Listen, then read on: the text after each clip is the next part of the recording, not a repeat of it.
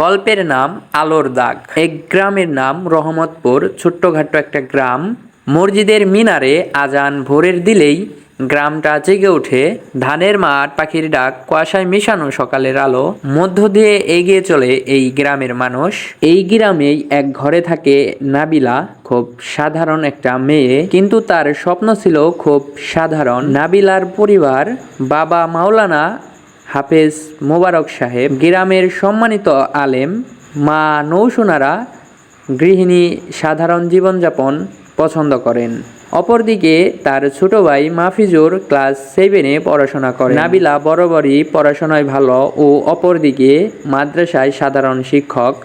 কিন্তু সবচেয়ে বড় ব্যাপার হচ্ছে সে প্রশ্ন করে, সে ভাবে, সে জানতে চায় নারী সংসারের জন্য নয়, নারী সমাজের আলোর পথ হতে পারে। গ্রামে সমস্যা, এই গ্রামে নারীদের মাদ্রাসা পর্যন্তই পড়াশোনা চলে, এরপর বিয়ে। মা বাবা বড় হলেই ভাবে এখন বিয়ের বয়স, নয়তো গ্রামের মানুষ ভালো মন্দ কিছু একটা বলতে পারে। নাবিলার ক্ষেত্রেও তার ব্যতিক্রম হয়নি। রাতের খাবার টেবিলে হঠাৎ করে মা বলে উঠলেন, মাওলানা আজিজ সাহেবের ছেলের বিয়ের প্রস্তাব এসেছে নাবিলার বাড়ি। ছেলে ভালো, নামাজি। নাবিলার মা নাবিলাকে জিজ্ঞাসা করিল, তোমার ছেলে কি পছন্দ হয়েছে? নাবিলা হা না কিছুই না বলে সে ঠিকঠাক মতোই খাবার খাচ্ছিল।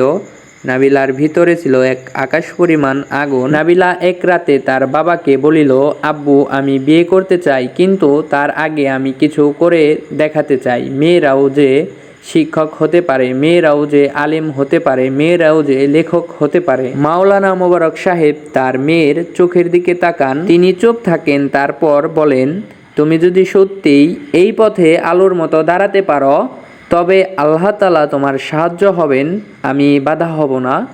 এবার ঢাকায় যাত্রা শুরু নাবিলার। নাবিলা ভর্তি হন ঢাকা বিশ্ববিদ্যালয়ে ইসলামিক স্টাডিজ বিভাগে। হোটেলে থাকে, ক্লাস করে। ছাত্রীদের মধ্যে ইসলাম, আধুনিকতা ও আত্মসম্মান, এই তিনটাকে নিয়েই কথা বলা শুরু করে নাবিলা। তাকে কেউ চায় সে হিজাব পরে ফেলুক, তাকে কেউ চায় সে শুধু হুজুর হোক, কিন্তু নাবিলা কারো মনের মতো না। নাবিলা নিজের মনের মতো। নাবিলা এক টুকরোই আলোর দাগ। এই ভিডিওর পার্ট 2 রয়েছে, যদি তোমরা দেখতে চাও অবশ্যই কমেন্টে বেশি বেশি করে পার্ট 2 লিখে দাও, আমি তোমাদের সামনে পার্ট 2 নিয়ে আসবো।